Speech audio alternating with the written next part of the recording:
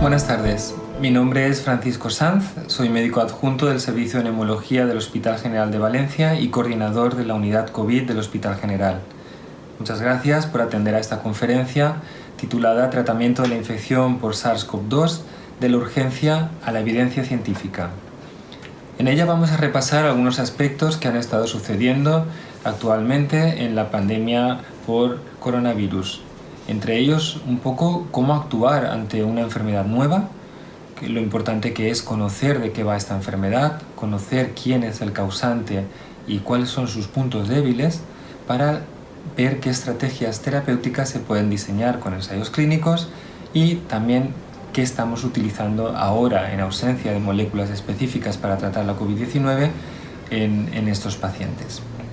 También me gustaría después que quedaran algunas ideas claves que ustedes pudieran llevar a casa como aprendizaje. Bien, a lo largo de la historia el ser humano ha sido amenazado por varias epidemias, por agentes infecciosos que han sucedido desde los tiempos más antiguos a actualmente estos mismos últimos meses.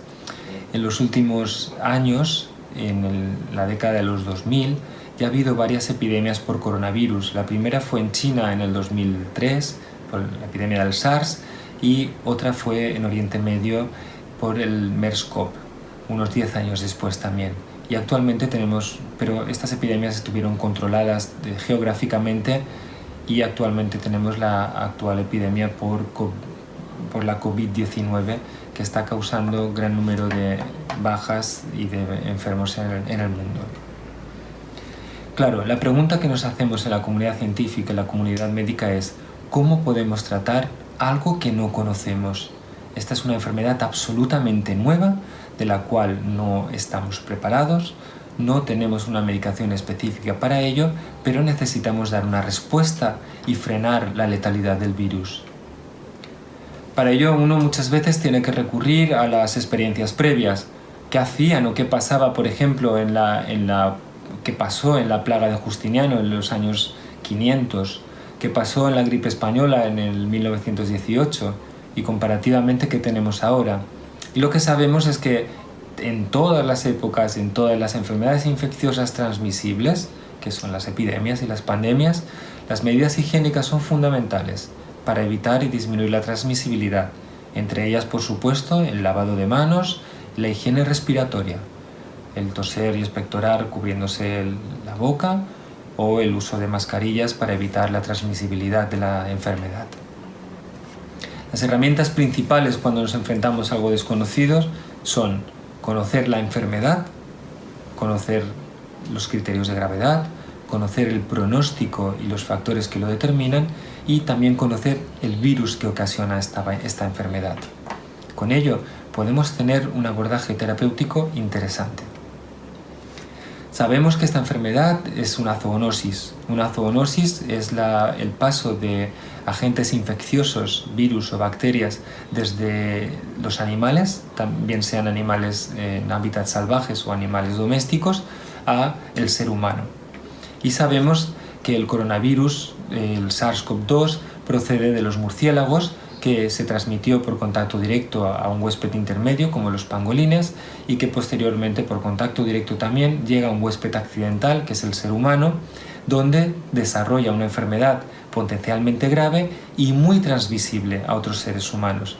Y este ha sido un poco el ciclo de donde sale el coronavirus.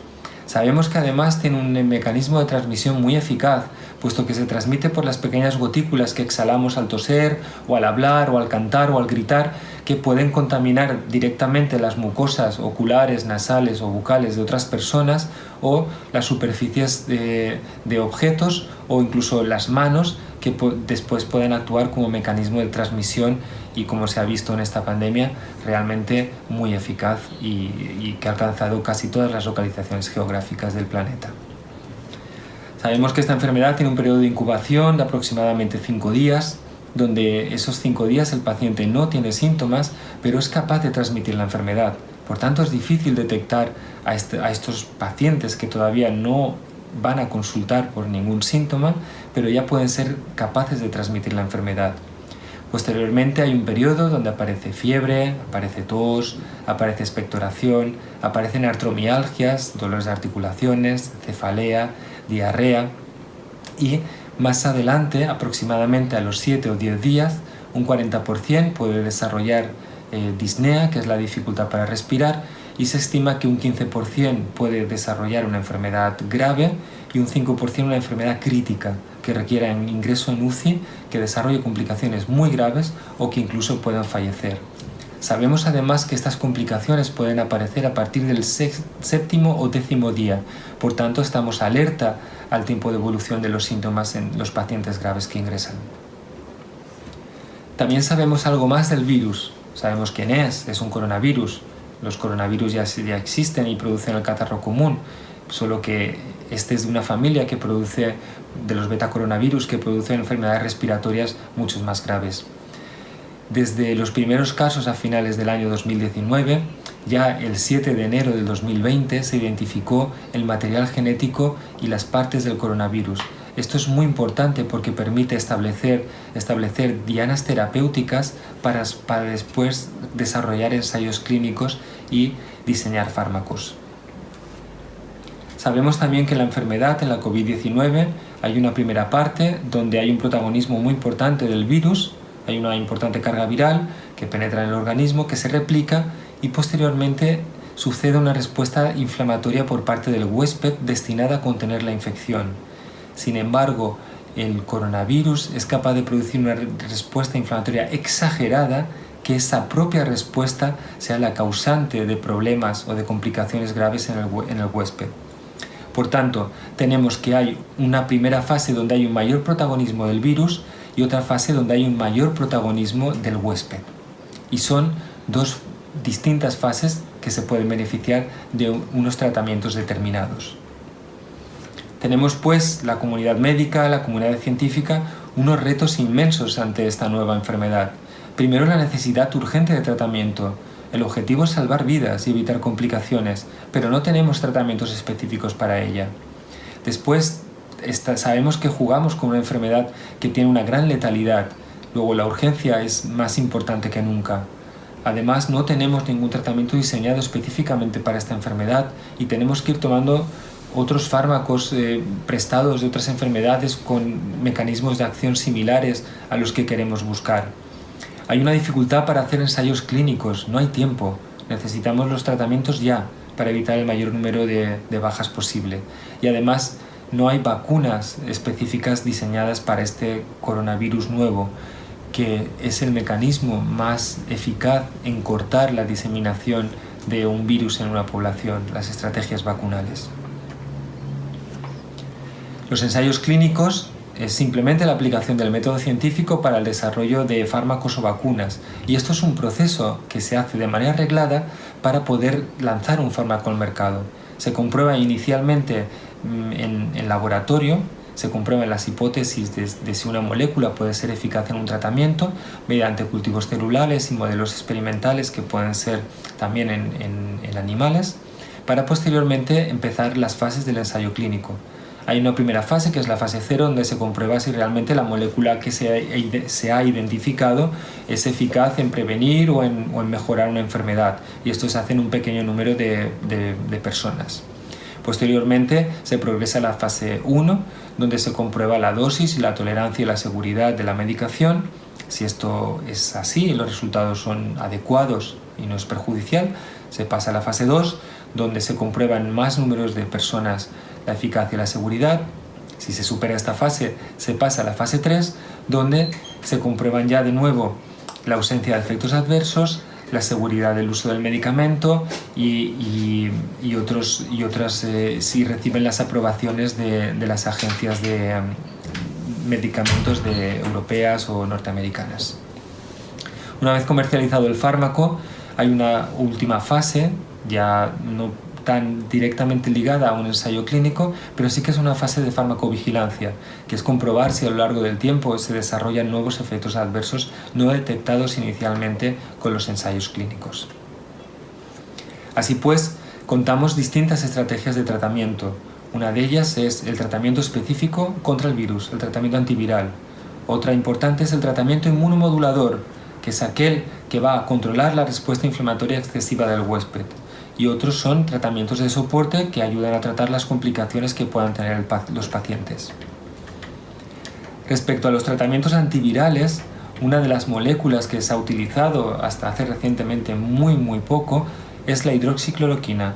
La hidroxicloroquina es un medicamento antipalúdico que está diseñado y se conoce desde hace muchos años para el tratamiento de la malaria, que la propiedad que tiene es que impide el transporte del virus al interior de la célula, empeorando las vesículas donde se une el virus, empeora el microambiente local y hace que el virus no pueda ser infectante. Esto se ha demostrado que es así en modelos experimentales, pero esto no significa que funcione igual en la práctica clínica.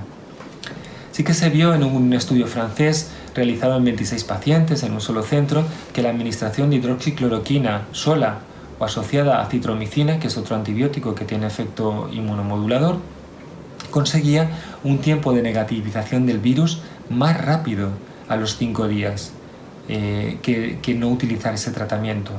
Sin embargo, en otro estudio mucho más amplio, en un solo centro también y sin estar controlado con placebo, donde participaron casi 1.500 pacientes, se observó que administrar hidroxicloroquina no disminuía la intubación ni disminuía la mortalidad.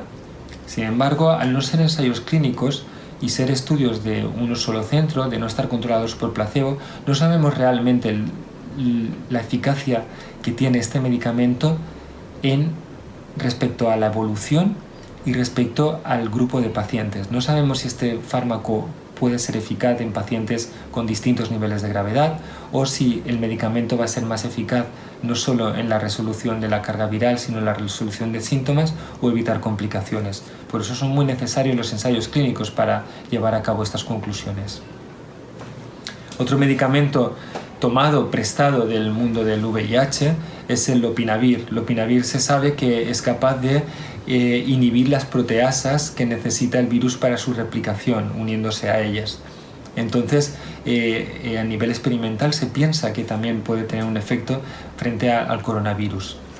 Se ha visto, por ejemplo, que en algún estudio experimental respecto al MERS-CoV y al SARS del 2003, parece que pudiera tener alguna eficacia. Sin embargo, en un estudio reciente se vio que el lopinavir administrado frente a tratamiento convencional, tratamiento de soporte, no mejoraba en los días de recuperación, ni siquiera había una diferencia en la negativización del virus. Por tanto, era un tratamiento que en principio se pensó que no era eficaz.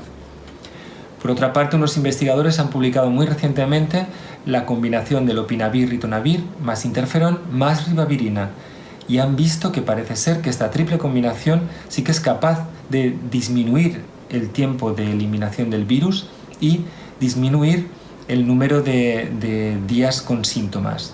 Sin embargo, cuando uno analiza detenidamente este estudio, observa que la mayoría de los pacientes eran pacientes leves y había muy pocos pacientes moderados o graves. Únicamente el 13% llevaba oxígeno y la mortalidad fue del 0%. Que es una situación, desgraciadamente, que no es real en una sala de hospitalización, por ejemplo, convencional. Por tanto, estos estudios hay que mirarlos desde un punto de vista crítico y sobre todo hay que esperar a ensayos clínicos bien diseñados que contesten específicamente a la pregunta: ¿qué fármaco va a ser útil? ¿En qué grupo? ¿A qué dosis? ¿Y cuánto tiempo lo tenemos que utilizar? Uno de los antivirales más prometedores es Remdesivir. Remdesivir es un antiviral que inhibe la replicación viral mediante la inhibición de la RNA polimerasa, que es la enzima que necesita el virus para hacer más copias de sí mismo. Este fármaco se desarrolló en la epidemia del ébola y al menos el mecanismo de acción podía ser prometedor.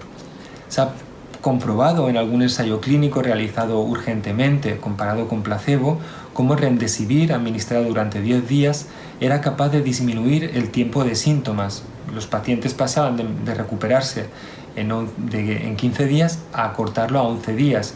Y este efecto se veía sobre todo en los pacientes que tenían insuficiencia respiratoria y necesitaban oxígeno. La recuperación pasó de ser de 9 días a 7 días. Por tanto, parece que ya se va definiendo qué tipo de paciente y qué parámetro vamos a mejorar con esta medicación. Además, casi simultáneamente se publicó otro estudio sobre los días de uso de Remdesivir y se vio que Remdesivir utilizado durante 5 días era igual de eficaz a utilizarlo 10 días, especialmente en el grupo de pacientes que tenían insuficiencia respiratoria. Así pues, ya vamos teniendo información o evidencias un poco más sólidas de qué fármaco va a funcionar, cuánto tiempo lo vamos a dar y en qué grupo de pacientes va a ser el que más se puede beneficiar de él. Otro tratamiento importante son los inmunomoduladores. Los inmunomoduladores son muy interesantes en esta enfermedad, puesto que cuando entra el virus en el organismo, inmediatamente se sucede una respuesta inmunitaria celular con una liberación de citoquinas, que son unas moléculas que son mediadoras de la respuesta inflamatoria y son mensajeras y activadoras de otras células de defensa. Concretamente, en el caso de la infección por coronavirus, se ha visto que la interleuquina 6 es una de las principales directoras de orquesta en esta tormenta de citoquinas que sucede cuando hay una infección por coronavirus. Se ha visto en estudios poblacionales chinos cómo la interleuquina 6 se relacionó con un peor pronóstico. Los valores más altos de interleuquina 6 tenían un peor pronóstico y los pacientes fallecían más y tenían más complicaciones. Por otra parte, también se sabe que existe un medicamento que bloquea la interleuquina 6. Se llama tocilizumab y está utilizado sobre todo en la artritis reumatoide y otras enfermedades inflamatorias. El uso de tocilizumab se ha visto que mejora la inflamación, mejora la fiebre y mejora la capacidad de oxigenación de los pacientes. Pero estos estudios se han realizado en un pequeño número de pacientes. Hace falta más estudios, más pacientes, para ver realmente la eficacia de estos fármacos y que no sea debida a algunos sesgos no detectados inicialmente. Los corticoides son otros fármacos que modulan la respuesta inflamatoria. Tienen una actividad antiinflamatoria a distintos niveles, a nivel de interleuquinas, a nivel molecular, a nivel tisular, local. Actúan a varios niveles y tienen un papel prometedor en el control de la inflamación desencadenada por el coronavirus. Sin embargo, también pueden favorecer que el virus persista más tiempo o, si no ajustamos bien la dosis, pasar de una situación de inmunomodulación a una situación de inmunodepresión que sea perjudicial para el huésped. Sí que se vio en algún grupo de pacientes graves que tenía distrés, que el uso de una neumonía grave, que el uso de metilprednisolona, que es un corticoide, mejoraba la supervivencia frente a no utilizarlo. Y en un reciente estudio además se ha visto que el uso de corticoides precozmente, a los 5 días, no más de 5 días del inicio de síntomas, disminuía los ingresos en UCI, disminuía la necesidad de ventilación mecánica y mejoraba la supervivencia de los pacientes. Por tanto, a falta de nuevos estudios, parece que hay algún fármaco o los corticoides se pueden definir como un potencial tratamiento en esta enfermedad. Otro tratamiento muy llamativo, muy curioso, es el plasma convaleciente. Es un tratamiento muy curioso porque esto es como se trataban las infecciones a principios del siglo XIX, con el plasma de pacientes que habían pasado la enfermedad. Y así es, se obtiene un paciente que haya tenido la COVID-19 y que se haya recuperado y haya generado anticuerpos, se le invita a donar plasma que después será administrado en pacientes que estén activamente enfermos y que tengan complicaciones. Algún estudio con pocos pacientes ha visto que tienen una eficacia en mejorar la evolución de la enfermedad, pero hay muy pocos trabajos con muy poco número de pacientes y todavía no se pueden generalizar las conclusiones, pero es una herramienta más que puede estar a disposición para el tratamiento, digamos, genérico de las enfermedades infecciosas. También es importante tratar las complicaciones y en los pacientes que tienen una infección por el SARS-CoV-2 se ha visto que el virus produce un empeoramiento de la inflamación, como ya he comentado, produce un daño directo en el endotelio de los vasos sanguíneos, es decir, un daño en los vasos sanguíneos muy importante, y además empeora en la hipoxia de los tejidos, la falta de oxígeno de los tejidos. Esto conlleva una situación de hipercoagulabilidad, es decir, una mayor facilidad de formar coágulos y por tanto trombos que asentarán sobre todo en el pulmón y pueden empeorar aún así la insuficiencia respiratoria. El tratamiento con anticoagulantes puede mejorar esta complicación en algunos pacientes y será necesario sobre todo en pacientes graves o que han tenido empeoramiento de la insuficiencia respiratoria. Sin embargo, aparte del arsenal terapéutico, la medida fundamental, como comenté al principio de la charla, es la prevención, y para ello el desarrollo de vacunas es fundamental. Hoy en día se están desarrollando varias vacunas, hay varias industrias farmacéuticas haciendo una real carrera de investigación de estas vacunas, que además pueden estar basadas en varios mecanismos. Hay unas que se basan en la inoculación de virus inactivos o virus atenuados. Hay otras que para estimular el sistema inmunitario, la producción de anticuerpos y así evitar una infección. Hay otras vacunas que se basan en vectores virales, es decir, se utilizan virus inactivados a los que se pone material genético y así se genera una respuesta inmunitaria. La inoculación directa de material genético, o aquellas basadas en las proteínas del virus, para que si el virus real llega a una persona infectada esté rapidísimamente una respuesta frenadora frente a él. Y hoy en día existen 107 ensayos clínicos sobre vacunas. Necesitan un tiempo prolongado, 18-24 meses, y actualmente hay una urgencia del desarrollo y una exigencia social y una emergencia sanitaria para el desarrollo de las mismas. Las vacunas más prometedoras son aquellas basadas en las proteínas y en los vectores virales, que son las que pueden desarrollar una respuesta inmunológica mayor. Pero no sabemos todavía si es una dosis única, si hay que vacunar 2 veces, si la inmunidad de la vacuna va a durar toda la vida o va a durar únicamente una temporada como la gripe, y todo esto serán las respuestas que encontraremos próximamente. Por otra parte, no hay que descuidar el tratamiento integral. Estos pacientes además van a tener síntomas, aparte de querer tratar el virus, vamos a tener que tratar la fiebre, la tos, la disnea, la ansiedad, el delirium. Son pacientes que van a estar además aislados en el hospital, con restricción de visitas de familiares, por tanto tienen que tener un apoyo psicológico. También a nivel social va a haber unas transformaciones con los confinamientos en la salud y la educación de la infancia, en la violencia de género, hay que prevenirla en la población en general, y hay que focalizar también la atención a los más desfavorecidos, que quizás no tienen recursos sanitarios al alcance tan accesibles como otras personas.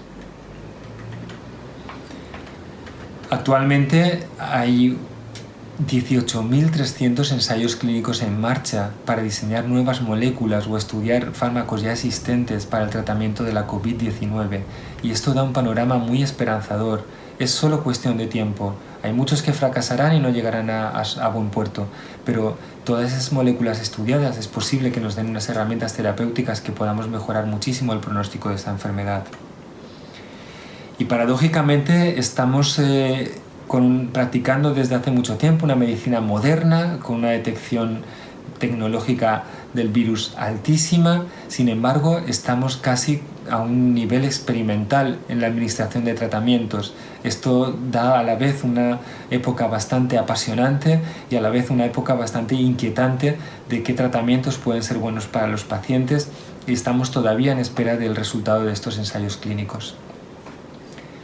Por ello, las principales ideas que yo quiero transmitir con esta charla es que es muy importante conocer al SARS-CoV-2 y los mecanismos fisiopatológicos de cómo funciona la COVID-19 para poder diseñar las estrategias terapéuticas específicas y más adecuadas para estos pacientes. Actualmente también el abordaje terapéutico en el que estamos basando el tratamiento es los antivirales y la inmunomodulación, y ello creo que seguirá siendo así en el futuro. Y además, hoy en día, como he comentado, existen numerosos ensayos clínicos que nos van a dar, en un tiempo no demasiado demorable, una respuesta y unas herramientas terapéuticas que permitan cambiar radicalmente la historia de esta enfermedad. Muchas gracias por su atención.